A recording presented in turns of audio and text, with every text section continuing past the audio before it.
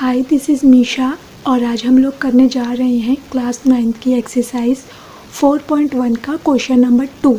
Express the following linear equations in the form ax plus by plus c equal to 0 and indicates the value of a, b and c in each case. हमें इसमें बोला हुआ है कि जो हमें ये लीनियर इक्वेशन दे रखी हैं, हमें इन्हें इस फॉर्म में कर दिखाना है। इस फॉर्म में लिखकर दिखाना है पहले ax प्लस by प्लस सी के, और हर किसी की हमें वैल्यू बतानी है। a की वैल्यू क्या होगी, b की, c की। तो हम देख रहे हैं कि जो x है उसके साथ क्या कोफिशिएंट दे रखा है a, y के साथ b, और जो c है हमारा वो कांस्टेंट है, तो उसके साथ कोई भी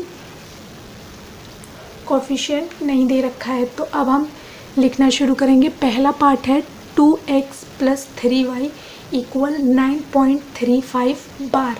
जो 9.35 है उसके ऊपर बार है, तो इसके आगे आप देखिए x की हमें क्या दे रखा है 2, y का हमें दे रखा है 3 एंड y का मल्टीपल हमें 3 दे रखा है, और ये 9.35 है, ये कांस्टेंट है।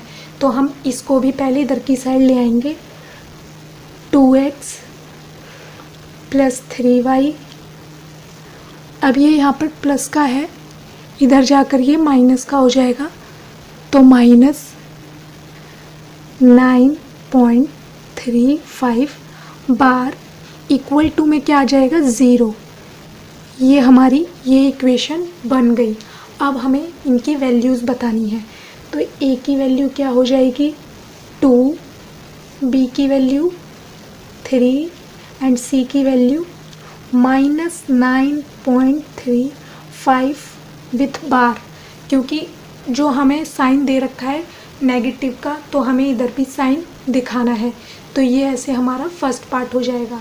Now coming to second part. Second part में हमें दे रखा है x minus y by 5 minus 10 equal to 0। ये हमें इक्वेशन पहले से बनाकर दे रखी है इस टाइप में, लीनियर फॉर्म में, इस फॉर्म में ये इक्वेशन दे रखी है।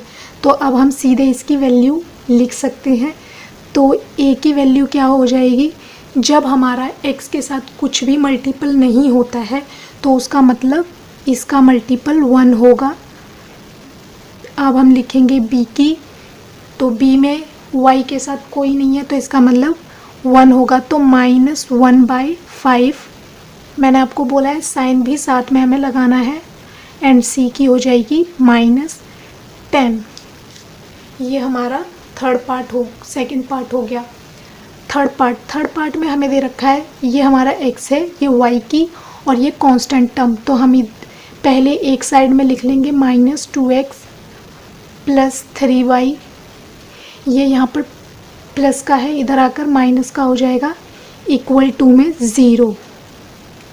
अब a की वैल्यू हो जाएगी -2, b की वैल्यू हो जाएगी 3 एंड c की वैल्यू हो जाएगी -6।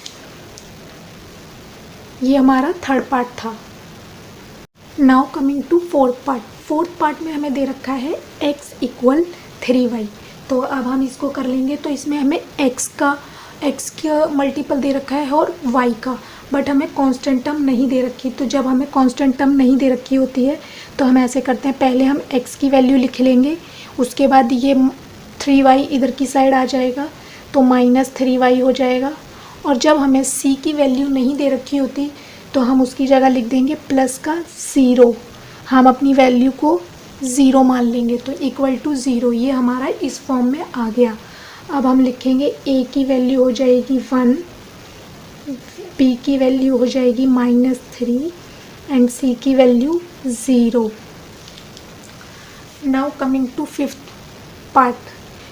पार्ट में दे रखा है 2x equal -5y।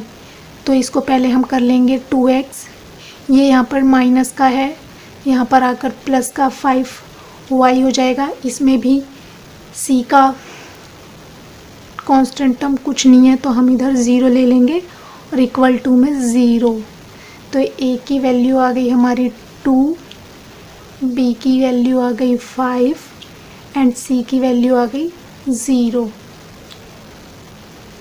Sixth part में हमें 3x दे रखा है।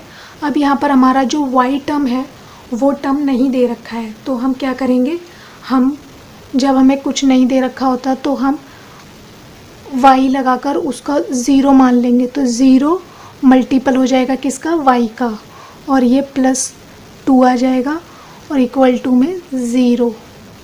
a की वैल्यू हो जाएगी 3, b की वैल्यू हो जाएगी 0 एंड c की वैल्यू हो जाएगी 2। Now coming to seventh part में हमें दे रखा है y माइनस 2 इक्वल टू 0। अब हमें इसमें x टर्म नहीं दे रखा है, तो हम अब अपने आप x को बनाएंगे तो हो जाएगा 0x। मैंने आपको बोला जब आपको कोई वैल्यू नहीं दे रखी होती है तो आप उसकी जगह पर 0 ले सकते हैं। 0 प्लस y माइनस 2, ये एज इट इज़ आ जाएगा इक्वल टू 0। a की वैल्यू हो जाएगी 0, b की वैल्यू हो जाएगी 1 एंड c की वैल्यू -2। इसमें 8th part 5 equal to 2x। अब पहले हम क्या करेंगे, इसको भी इधर की साइड ले लेंगे, 2x इक्वल टू में 0। अब इसमें हमें y की वैल्यू नहीं दे रखी, तो पहले x का टर्म आता है तो 2x प्लस में 0y प्लस में 5 इक्वल टू 0। ये हमारा इस फॉर्म में आ गई इक्वेशन। अब हम लिख देंगे a की वैल्यू -2, b की वैल्यू 0 और c की वैल्यू 5।